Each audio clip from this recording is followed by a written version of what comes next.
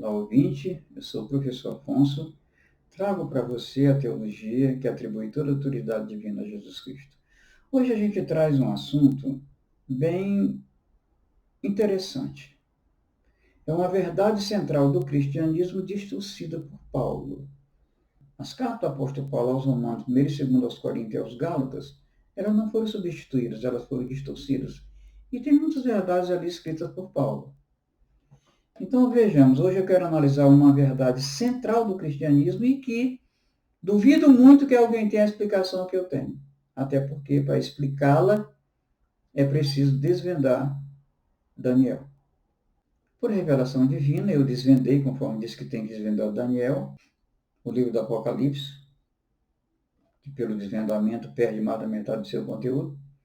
O livro do profeta Daniel, que um dos aspectos mais importantes do desvendamento é o fato de estarmos a 700 anos do fim. E que de agora em diante ressurgirá o cristianismo de Jesus Cristo, que por si só conquistará todas as outras religiões, que ensine seus aderentes a adorarem a Deus em espírito e em verdade. E as cartas do apóstolo Paulo, que pelo desvendamento, são um empecilho para que as pessoas jamais cheguem ao cristianismo de Jesus Cristo. Peço que você deixe um like nesse vídeo, ative os sininhos para notificações e se inscreva no meu canal. Existe, inclusive, algo de novo no meu canal, as palavras que eu falo, que é justamente o tema abominável da desolação, que Jesus se refere a ele como sendo aquele descrito por Daniel. O abominável da desolação é um personagem inventado por Nero, com o rosto do apóstolo Paulo, com o corpo do Império Romano e com o espírito do maligno. E tudo isso está escrito no livro de Daniel. Então, tudo que você vê nas cartas do apóstolo Paulo, claro que elas foram adulteradas, elas não foram substituídas, ficaram muitas verdades. Mas o forte, eu vou mostrar mais tarde, logo mais à frente, eu vou mostrar qual é o forte, a ideia predominante nas cartas de Paulo, aos Romanos, 1 e 2 aos Coríntios e aos Gálatas. Então, o versículo que eu trago é Romanos 4, 25. Ele foi entregue à morte por nossos pecados e ressuscitado para a nossa justificação. Não tem verdade maior. Eu vou explicar isso aqui como você nunca viu. Até porque, para explicar isso aqui, depende do desvendamento de Daniel. Então, a verdade do cristianismo é essa que eu acabei de mostrar para você. Não há verdade mais central do cristianismo do que esse versículo. Vou até repetir para você. Romanos 4, 25. Ele foi entregue à morte por nossos pecados e ressuscitado para a nossa justificação. Nossa justificação após a morte, não em vida, como é a temática central das cartas de Paulo. A encarnação, o Espírito de Jesus Cristo foi uma porção do Espírito Santo, a essência de Deus, atribuída a um ser humano, com poder suficiente para nos trazer a graça, a verdade e confirmar a lei, tal como está no Evangelho de João 1,17. Agora vamos ver. Quando ele foi morto, ele entregou o seu espírito para voltar a ser um com o Pai indistinguível. Ele dizia, eu e o Pai somos um, quem vê em mim vê o Pai, eu voltarei para o Pai, tanto faz pedir a mim como pedir ao Pai. Então isso aí é uma prova de que ele está indistinguível. Indistinguível. Agora vejamos só. Vamos pegar a carona com essa definição e continuar explicando o versículo 25 do capítulo 4 de Romanos. Um dos textos que melhor define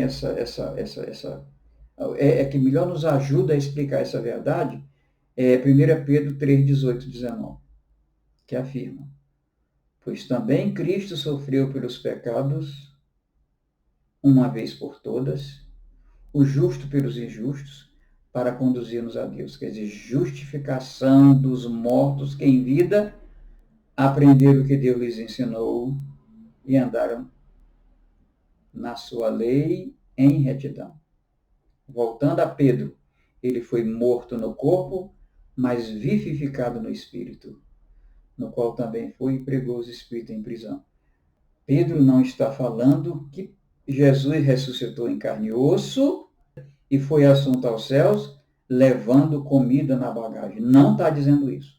Está dizendo que ele foi morto no corpo, mas vivificado pelo Espírito, no qual também foi e pregou os espíritos em prisão. E a ressurreição de Jesus é o quê? Maria Madalena, outra Maria e Salomé presenciaram quando o anjo do Senhor transformou o corpo de Jesus Cristo em uma teofania. Teofania não é matéria nem espírito. É uma linguagem audiovisual em que Deus se comunica com os seres humanos.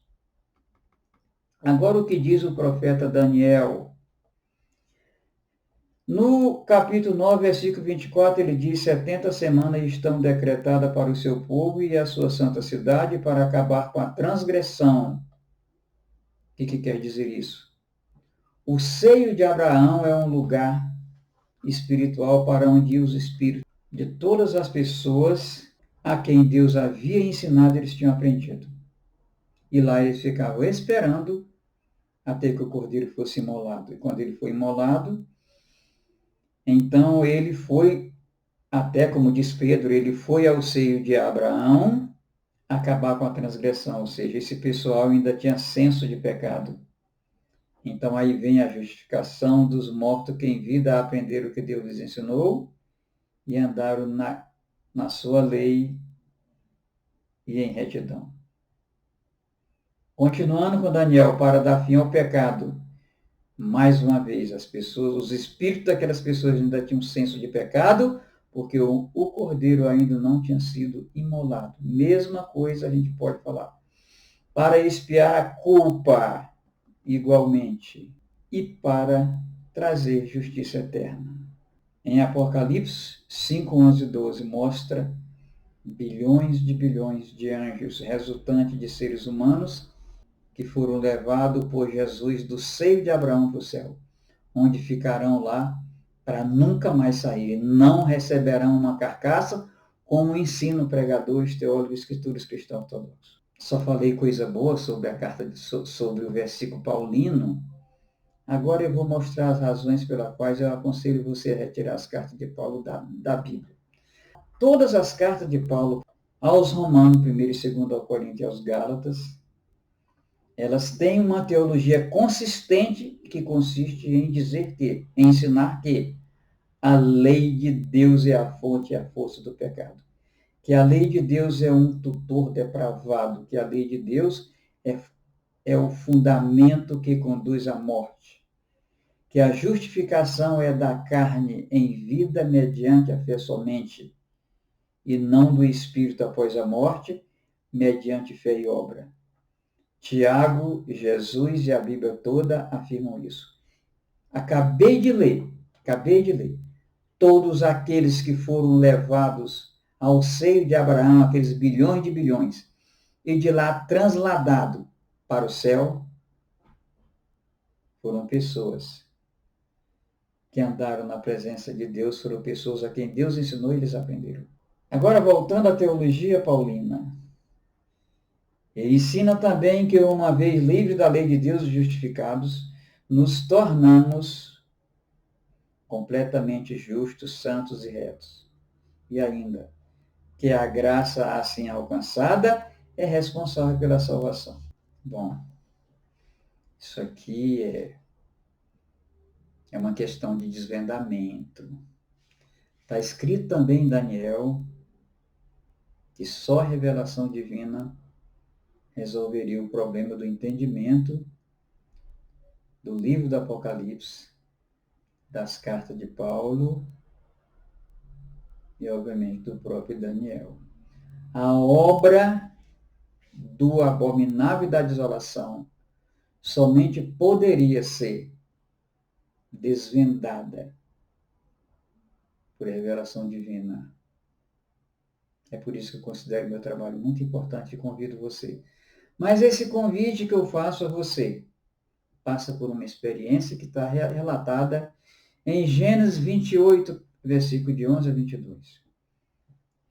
É o que o pessoal chama de escada de Jacó. Em qualquer religião que você se encontre, Jesus é Deus. conforme eu acabei de explicar.